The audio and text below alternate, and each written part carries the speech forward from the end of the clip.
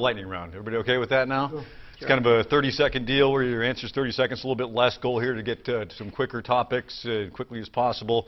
We're going to move down the line a little bit, then rotate as the questions come. But we're going to start with Ms. Garcia. So while this is not a federal issue, Ms. Garcia, as I'm sure you're aware, it's one of the biggest topics in your district. Should Salem have a casino?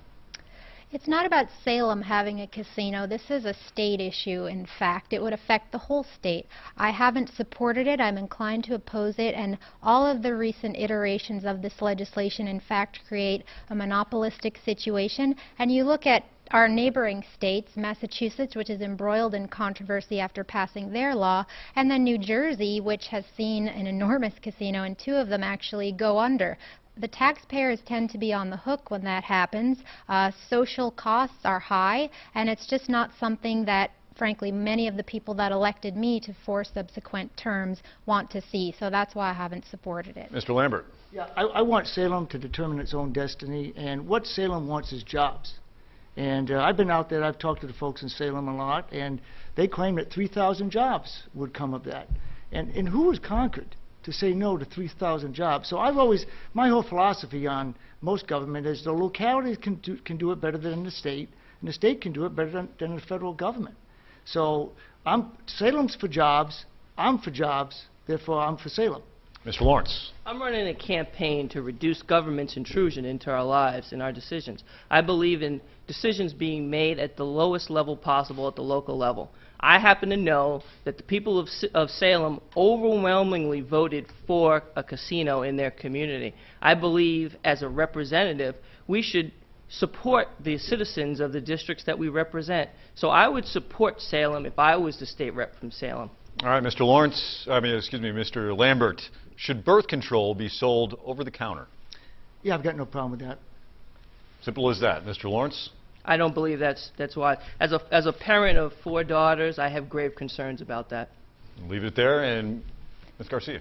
I think it's a positive piece of legislation. I know that's under consideration, especially given as right now, with Obamacare in place, rationing in terms of being able to access health care providers that would have to right now provide prescriptions for birth control will be harder and harder to see. So I think that would be a positive step. All right, Mr. Lawrence, should President Obama face impeachment hearings? President Obama has overreached his authority in the executive branch. And if I were elected to Congress, I am running a candidacy to hold the federal government accountable to the people. So if I found a president to break the law, I would vote for impeachment proceedings. Ms. Garcia? After all of the proper review, should this come up, I certainly think every member of Congress, if it's determined that in fact he has overstepped the bounds of his constitutional obligations and authority, then of course all members of Congress ought to be supporting impeachment. And Mr. Lambert? Well, I'm going down to Washington to get something done. And right now, the Democrats lead the Senate. There's no way impeachment would work. And so I'm not the kind of guy to do something knowing that it's just not going to happen. Okay, all right, one more in the lightning round, and we're going to start with you, Ms. Garcia. Congressman Charlie Bass, last Republican to represent the 2nd CD, as I'm sure you're aware. He served for 7 terms, then became a lobbyist. Do you consider him a role model, or is he part of the problem?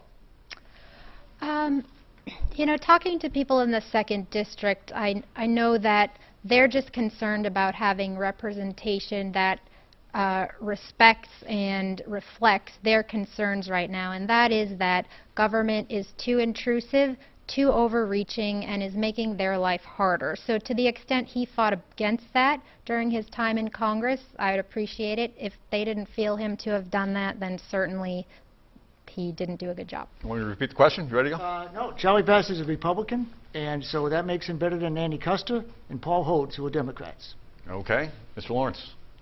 I believe that Representative Bass was a Republican that served his district well, and I do agree that he did a better job than our current Congresswoman Ann Custer, who votes with President Barack Obama 95% of the time. All right, that ends the lightning round. So let's go to Dan Tuohy from